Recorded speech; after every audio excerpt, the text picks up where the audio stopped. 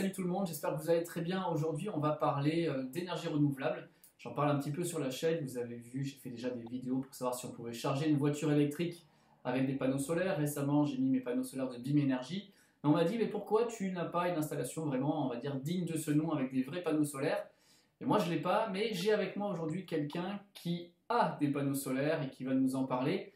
Salut Michael, comment tu vas? Est-ce que tu Bonjour. peux nous présenter toutes ces installations que je vois derrière? Alors, je vois un cube de polystyrène, une Tesla, une remorque solaire, un tracker, il y a une éolienne là-bas derrière et ta maison.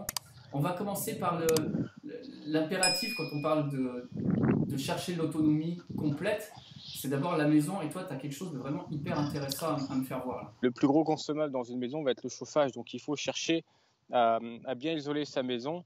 Et moi, je l'ai fait en faisant ma maison en ce qu'on appelle en Euromag 2, qui est en fait un Lego de polystyrène. La grosse partie, c'est l'extérieur. Il y a quoi? Il y a trentaine de centimètres là? Alors là, on a 30 cm de polystyrène extérieur.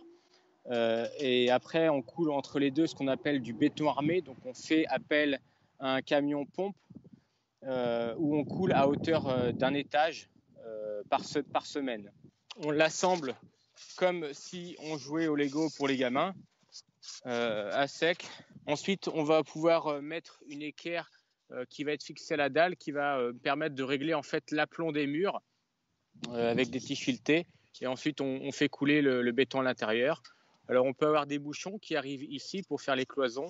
Et pour faire les appuis de fenêtre, on va mettre également des polystyrènes. Une fois qu'on a fait ça, qu'on a une maison hyper isolée, et si on veut passer à l'étape d'après, c'est produire sa propre énergie. Alors Voilà. toi, tu as des trucs assez sympas là, les trackers. Après, on verra la petite remorque qui est derrière la voiture qui m'intéresse pas mal. Mais il y a deux trackers. Qu'est-ce Oui. que tu arrives à faire avec ça? Explique-nous. Si on prend le plus grand, c'est à peu près entre 10 et 12 000 euros que l'armature, sans parler des panneaux solaires. J'ai fait ce suiveur moi-même avec des bus de béton et des roulements d'engins agricoles qui D'accord. permettent de supporter cette armature. Il y a à peu près 1 tonne de panneaux solaires et de micro-onduleurs, tout confondu, sans compter l'armature. Donc il faut vraiment des engins agricoles, enfin des roulements d'engins agricoles pour pouvoir supporter tout ça, surtout quand il y a du vent. Alors le grand, là, il y a combien de panneaux et tu produis combien de puissance crête avec ça? Alors le grand, il a à peu près 21 panneaux solaires de 270 watts. Donc il faudrait faire le calcul, mais on arrive à peu près entre 5 et 6 kilowatts crête installée. Voilà, c'est ce que ça peut donner. Donc il y a à peu près une surface de 40 mètres carrés de panneaux solaires. D'accord. Et tu as un autre plus petit, je crois que tu as branché une pince Ah, ampérimétrique pour pouvoir savoir la puissance. Est-ce qu'on peut aller voir? bien sûr. Il y a combien de 2, 4, 6, 8, 10 panneaux, donc on a une vingtaine de mètres carrés. Voilà, c'est des panneaux en 320 watts polycristallins. On est à peu près à 1652 watts crête, alors que le soleil commence à... Enfin, il est masqué par les nuages, il ne fait pas un plein soleil. Un suiveur comme ça, on peut arriver en une journée entre, au pire, 1 kg à 20 kg à la journée. Avec l'intégralité de ton installation, tu produis combien? Le maximum, donc ça serait au mois de juin, on peut arriver à des journées où je peux monter jusqu'à 70 kg Waouh. watts heure. Donc Une c'est 500 Tesla, km d'autonomie avec, par jour, quoi. voilà, c'est ça.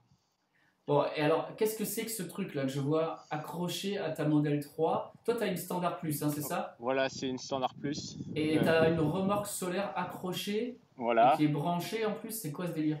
Donc j'ai réalisé une petite remorque solaire. Donc c'est moi qui ai soudé tout ça, hein. Je maîtrise également la soudure. Hmm. C'est le Propose... MacGyver des énergies renouvelables. Exactement. Donc on a 6 panneaux, j'en ai mis 4 ici. Donc là j'ai mis du monocristallin. D'ailleurs le monocristallin on le reconnaît avec les petits carrés blancs. C'est une Ouais. cellule qui est pure. Donc ça c'est des panneaux qui font 335 watts. Donc c'est du panneau assez performant. Il y a mieux, mais pour le prix où je les ai, c'est pas mal. On la branche simplement à leur prise de courant et on réinjecte automatiquement grâce aux micro-onduleurs. Donc là, on a des micro-onduleurs de chez Enphase qui permet en fait la transformation du courant continu 36 volts du panneau en 220 volts alternatif 50 Hz. Donc j'ai un logiciel qui permet de savoir la production instantanée de chaque panneau à la journée, à l'année et depuis son installation. Et en fait, on voit très clairement qu'un panneau solaire, si on ne le fait pas suivre, il produit, mais quasiment 5 à 6 fois moins.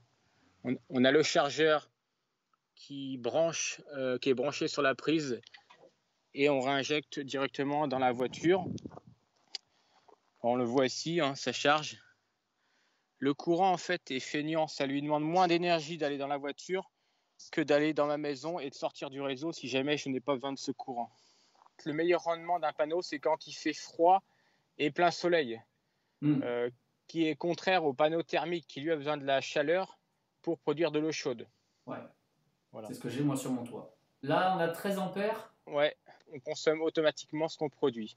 Là, je l'ai mis pour la vidéo dehors, mais on pourrait la mettre dans le garage et charger directement. Le courant, oui. Il va pas obligé de l'avoir accroché. Non, non. Là, c'est pour la démo. Voilà. Donc là, tu récupères entre 5, 7, 8 km par heure. Oui. Si tu as une wallbox 7 kW, ben, tu pourrais aussi charger plus vite. Exactement. Mais alors là, il faudrait le chargeur là qui limite. Voilà, mais il faudrait que le soleil soit beaucoup plus intense pour qu'on ne fasse pas appel au réseau, mais qu'on fasse de l'autoconsommation et la puissance de tous mes panneaux solaires donc, serait capable de charger à peu près la voiture avec un 32 ampères. Ouais. Le panneau solaire, bon, il y a une rentabilité qui est vraiment très forte.